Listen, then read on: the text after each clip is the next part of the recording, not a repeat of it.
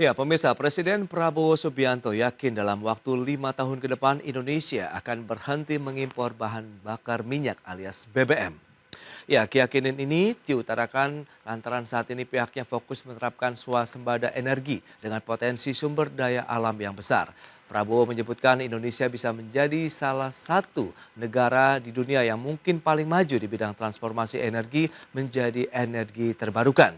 Dan untuk mencapai target tersebut, Presiden Prabowo Subianto meresmikan 37 proyek strategis ketenaga listrikan nasional yang mencakup 26 pembangkit listrik dengan kapasitas total 3,2 gigawatt serta 11 jaringan transmisi dan gardu induk di 18 provinsi.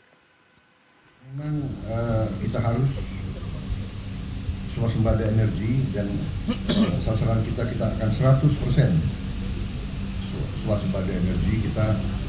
Saya percaya dalam waktu yang tidak lama kita tidak akan impor BBM lagi dari luar. Saya punya keyakinan dalam 5 tahun kita akan tidak impor BBM lagi.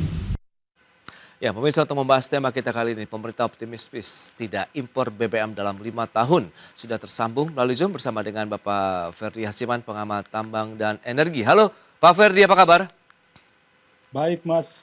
Baik, terima kasih juga atas waktu yang disempatkan. Dan sudah bergabung ini ada Mas Mose Rizal, Ketua Komite Investasi Asper Migas. Halo Mas Mose, apa kabar?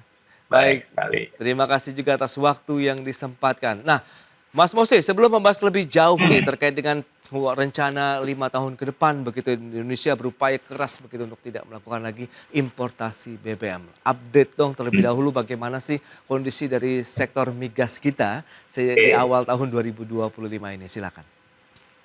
Oke, jadi kita bicara dengan BBM, ya, bahan bakar minyak. Ya. Demand BBM di Indonesia itu sekarang kalau nggak salah sekitar lebih dari 1,6 juta barel per hari. Ya. Di satu sisi supply-nya seperti apa nih? Ya, supply-nya kilang minyak kita itu aktif produksi di sekitar 800.000 barel per hari. Ya, mungkin sekarang akan ada tambahan, nanti RDMP Balikpapan sudah mulai on stream, ya akan ada tambahan, tapi itu juga nggak banyak, sekitar 150.000 barel per hari. Jadi masih ada gap, ya. Di satu sisi kilang minyak tersebut juga masih impor minyak mentahnya. Impornya berapa? Sekitar 330-an, mungkin agak lebih banyak tahun ini. 330-an barrel of oil per day impor dari luar, ya. Nah, gap ini kan harus diisi ya mau nggak mau harus diisi dengan impor BBM dan impor crude, ya. Sedangkan produksi hulu kita itu di sekitar sekarang average-nya itu 580-an BOPD dan turun terus. Kita berharap tahun ini akan naik. Tapi ya tidak bisa naiknya juga tidak bisa drastis. Jadi gap tersebut itu luar biasa besarnya. Contohnya misalkan RDMP Balikpapan itu biaya untuk kita meningkatkan kapasitas plus juga kualitas BBM-nya itu sekitar 4 sampai 5 miliar US dollar hanya untuk 150 BOPD, ya, barrel per day. Jadi luar biasa cost-nya. Nah, untuk kita bisa mengurangi impor, ada beberapa cara. Ya, satu memang kapasitas nasional, produksi nasional itu kita harus tingkatkan. Ya tadi investasi di kilang minyak yang sampai dari udah belasan tahun kita cari investor juga sulit. Ya, terus juga investasi untuk meningkatkan produksi hulu migas kita, ya itu pun juga sulit sekali karena produksinya terbukti turun terus. Ya, jadi memang harus ada niat, harus ada revolusi. Saya bilangnya revolusi, bukan perubahan lagi, revolusi dari tata kelola migas kita.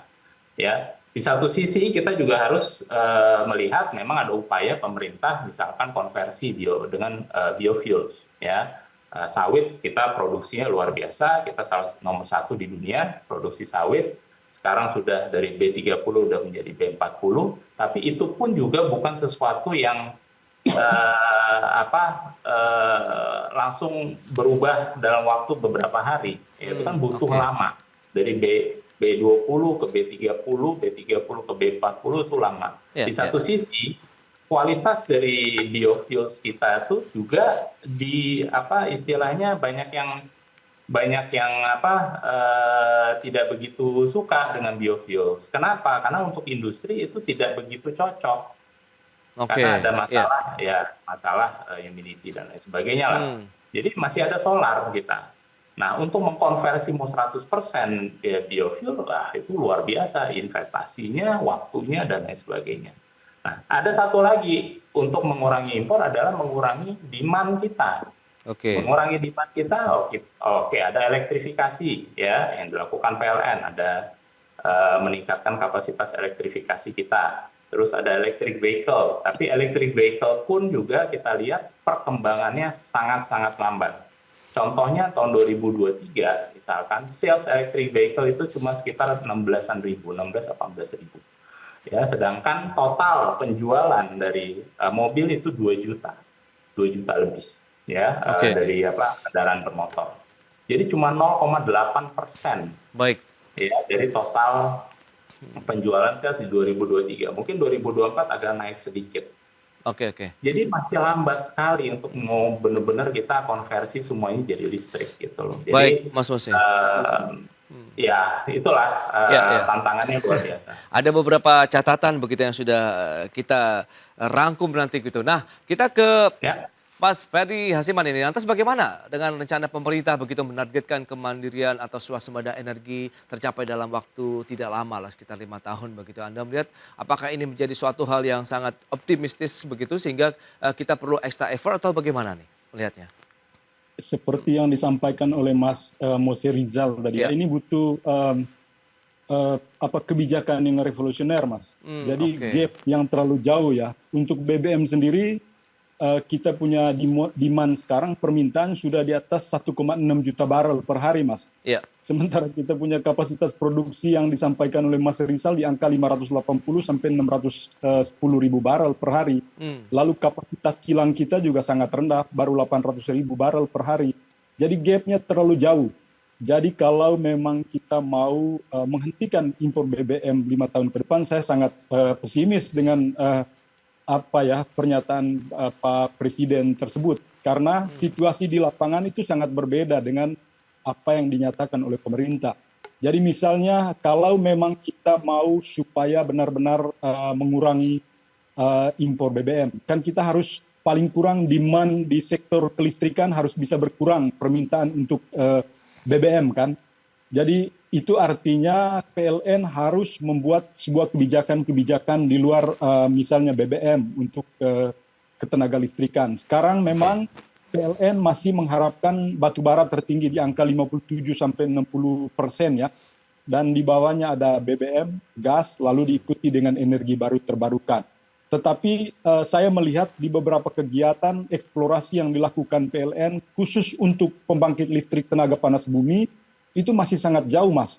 Di beberapa tempat masih banyak sekali penolakan yang dilakukan oleh masyarakat lokal karena pendekatan budaya dan antropologinya nggak terlalu kena dengan situasi yang terjadi di masyarakat lokal. Dan ini membutuhkan kerjasama pemerintah pusat, pemerintah provinsi dengan pemerintah daerah, dan saya melihat tidak ada sinkronisasi kebijakan antara pusat daerah dengan masyarakat lokal. Akibatnya ya pembangkit listrik tenaga panas bumi yang diharapkan bisa mengurangi impor BBM sedikit ya sampai sekarang itu nggak berjalan.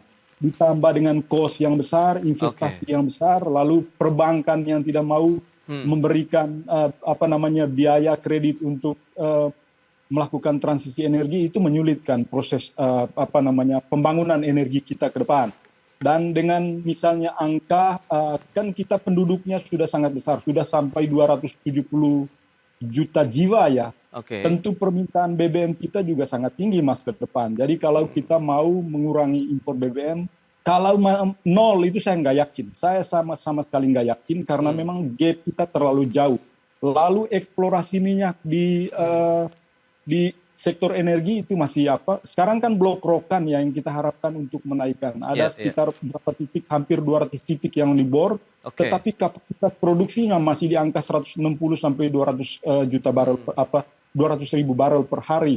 Begitu juga dengan blok yang punya Exxon Mobil di Bojonegoro, itu belum bisa keangkat, Mas. Jadi kalau kita melakukan pemboran di di laut dalam seperti yang dilakukan di Makassar Strait, banyak sekali investor yang sudah hengkang, Mas.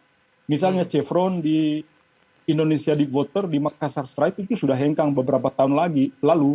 Lalu Blok Masela juga sampai sekarang belum melakukan pemboran untuk penambahan kapasitas LNG abadi gitu loh. Jadi banyak sekali kebijakan-kebijakan yang dilakukan oleh pemerintah itu kontraproduktif dengan situasi lapangan yang dialami oleh KKKS di sektor hulu migas. Itu dia, Mas Fadli. Lantas strategi apa saja yang perlu dilakukan begitu oleh pemerintah maupun pelaku usaha untuk bisa mendukung bagaimana tadi kita bisa swasembada energi nasional begitu dalam beberapa waktu tahun ke depan. Kita bahas nanti di segmen berikutnya. Kita akan jeda dulu sebentar, dan pemirsa, kami akan segera kembali usai pariwara berikut ini.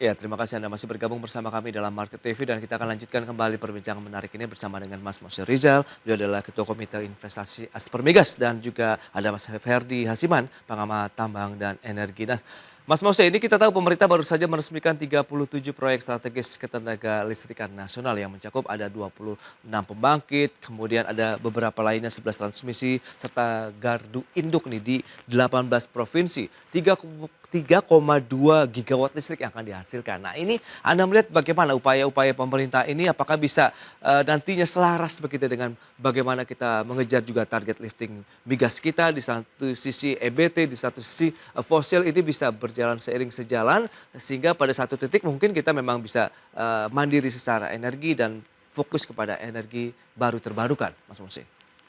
Ya, jadi semua itu mesti dilakukan secara bersamaan dan tidak pilih-pilih istilahnya. Jadi kita harus elektrifikasi harus tetap terus, ya harus kita dorong terus. Jadi PLN itu sudah bekerja luar biasa untuk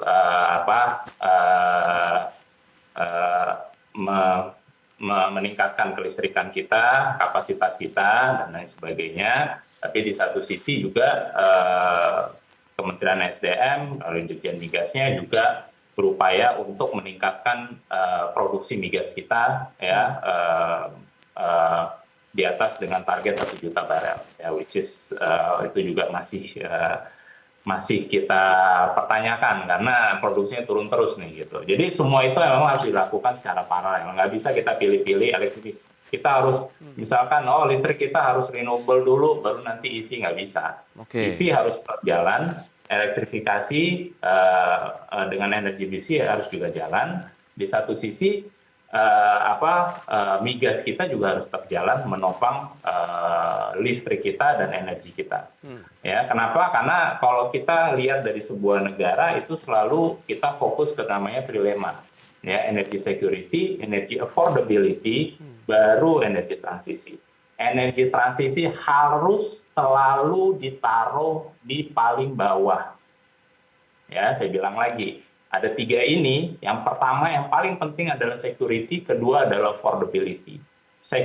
Transisi itu nanti, ya, maksudnya bukan nanti kita abaikan, tapi prioritasnya itu prioritas ketiga. Kenapa? Karena security itu paling penting. Kita lihat negara-negara barat yang sekarang lagi kewalahan, Australia, Jerman, ya, kalau di Amerika itu California, Jepang juga seperti itu, dan lain sebagainya. Mereka emisi luar biasa. Transisi ini penting, ya, tapi harus dinomor 3-kan. Yang penting adalah security, affordability. Security, semua harus bisa menikmati energi.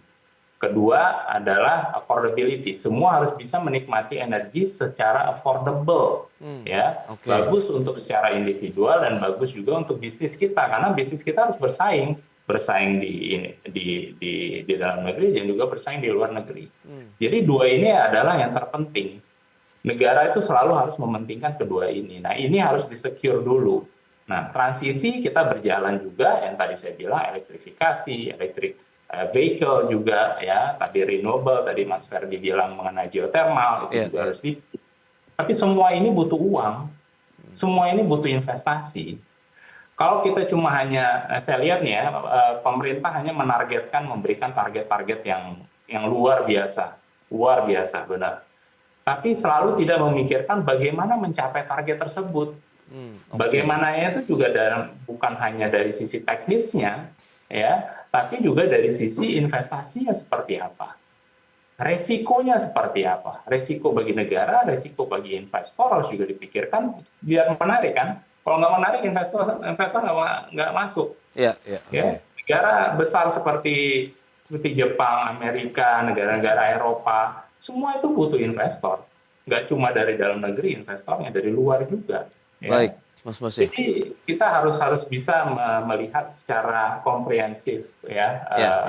Kalau kita menentukan target, itu yang selalu kita lihat nih nggak matching tadi yang Mas Ferdi bilang, nggak matching dengan realita. Baik. Nah, Mas Ferdi, lantas bagaimana strategi yang perlu dilakukan begitu sehingga tadi sinkronisasi ataupun keselarasan antara bagaimana pengembangan energi fosil, kemudian energi baru terbarukan begitu untuk mengejar target bahwa dalam 5 tahun ataupun beberapa tahun ke depan bahwa kita bisa benar-benar tidak melakukan importasi BBM begitu untuk bisa memenuhinya semuanya secara swadaya di dalam negeri. Ya, tentu yang paling penting adalah roadmap, desain kebijakan dari pemerintah pusat, ya. Kira-kira 1 tahun ke depan kita mau ngapain ini? Mau ngapain aja di sektor hulu migas misalnya. Lalu di kilang, jangan sampai hanya wacana terus, Mas. Jadi wacana RDMP itu, permajaan kilang itu udah tahun 2014 itu berjalan. Tapi sampai sekarang kan beberapa kilang itu masih belum berjalan sama sekali. Ada beberapa investor misalnya yang menarik diri dari beberapa kilang. Misalnya Saudi Aramco menarik diri dari kilang Cilacap. Itu kami mendengar informasi bahwa proposal dari Kementerian Keuangan dan pemerintah dan Pertamina itu tidak menarik, sehingga mereka hengkang dari kemitraan untuk membangun bersama kilang Cilacap. Lalu ada beberapa juga kilang yang investor gagal masuk gitu loh, Mas. Jadi dari segi kesiapan ini saja pemerintah pusat itu belum kelihatannya belum siap. Lalu Indonesia ini yang perlu menjadi catatan, Mas, ini penduduk terbesar ya, hampir 270 juta jiwa. Tentu ketangguhan energi, security energi kita menjadi sangat penting untuk beberapa tahun ke depan ya. Karena penduduk yang begitu besar membutuhkan demand, permintaan di sektor BBM dan energi juga begitu besar. Nah, kami melihat bahwa situasi di lapangan itu berjalan berbeda. Investasi di sektor hulu migas sekarang memang berjalan, Mas. Tetapi investasi yang jumbo-jumbo itu sekarang itu bukan BBM, bukan minyak ya, tetapi gas. Blok Masela yang belum berjalan itu gas. Beberapa investasi di sektor hulu migas itu juga gas. Misalnya di Natuna juga, karena itu kan kandungan CO2-nya terlalu tinggi ya. Sampai sekarang misalnya Pertamina belum mendapat siapa mitra mereka yang akan membangun blok Natuna. Sampai sekarang belum berjalan, Mas. Jadi hal-hal semacam ini perlu diperhatikan. Jadi proses yang begitu panjang untuk mengambil kebijakan di pemerintah juga ini ya, memberatkan sektor energi kita ke depan. Jadi kita boleh saja mengatakan bahwa kita akan nol impor energi BBM ke depan, tetapi kesiapan kita menuju ke sana apa? Kebijakan-kebijakan, roadmap kebijakan kita menuju ke sana apa? Langkah-langkah yang dilakukan oleh pelaku usaha bagaimana? Saya yakin pelaku usaha sekarang sudah sangat siap untuk melakukan investasi di sektor migas kalau kebijakan-kebijakan yang dibuat oleh pemerintah dan DPR itu berjalan sinkron. Salah satu contoh misalnya ya, kalau kita mau memasuki energi transisi, jadi DPR dengan pemerintah saja sampai sekarang belum memalu undang-undang energi baru terbarukan. Itu masih dalam proses wacana di DPR, masih ada 365 DIM ya, investasi yang bermasalah yang sudah diidentifikasi, tapi masih banyak lagi yang belum teridentifikasi dengan baik. Oke, Nah, begini baik. Mas, kalau kita mau melakukan transisi energi, sementara kesiapan kita dari sisi regulasi dan undang-undang belum siap, itu tentu menimbulkan ketidakpastian hukum di mata investor. Baik, Bagi Mas investor ya Ferdi. Indonesia belum siap untuk melakukan itu gitu loh. Yes, itu dia yang diperlukan begitu dari dunia usaha adalah kepastian dan juga kepastian juga untuk keberlanjutan usaha dan bagaimana aturan ataupun kebijakan yang berlaku di sektor ataupun industri migas nasional. Nah, Mas Mose, ini bicara mengenai investasi. Ada perusahaan migas asal Kuwait, Foreign Petroleum Exploration Company begitu yang berencana untuk melakukan investasi 10 miliar dolar begitu atau 155 triliun lah di sektor migas di wilayah Aceh. Nah, Anda melihat bagaimana potensinya sebenarnya kita masih cukup seksi tidak sih di mata investor global begitu kalau bicara sektor migas? Iya, memang saya dengar lah beritanya ya. Cuma kan dari Kuwaitnya sendiri juga masih belum melakukan pernyataan resmi. Yang saya lihat itu justru dari Indonesianya kayak seolah-olah sudah tanda tangan kontrak. Oke. Belum lah, itu kan masih direview dan lain sebagainya. Seberapa besar mereka akan investasi, mereka juga akan lihat peluangnya seperti apa. Memang potensi masih besar. Saya sih nggak melihat ini sesuatu yang kita tuh nggak kaya lagi. Kita masih kaya, potensi kita masih besar. Tadi Mas Ferdi bilang memang kebanyakan penemuan kita tuh lebih ke gas ya. Dan which is bagus ya. Bayangkan kalau kita bayangkan aja, kalau misalkan Mas Ella itu 15 tahun yang lalu tuh sudah on stream.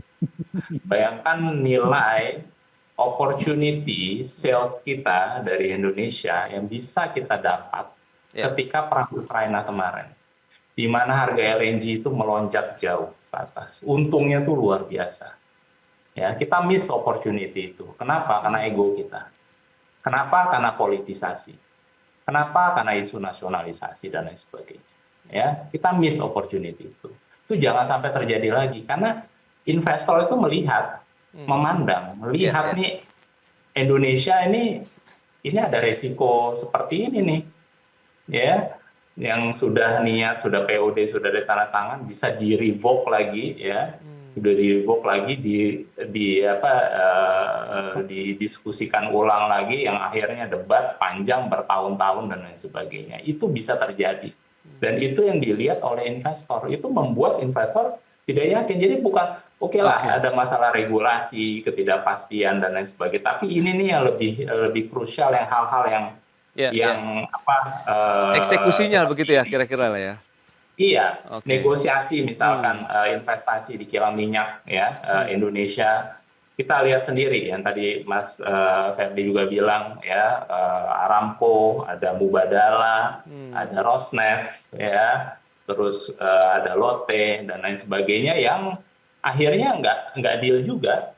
Gitu kan, berarti kan ada masalah apa, dan itu bukan masalah regulasi bisa kok, nggak ada masalah, bukan masalah itu, ada masalah di mana kita tidak mau legowo ya. Dengan investor tuh kita harus ada win-win, nggak bisa kita mau menang sendiri ya.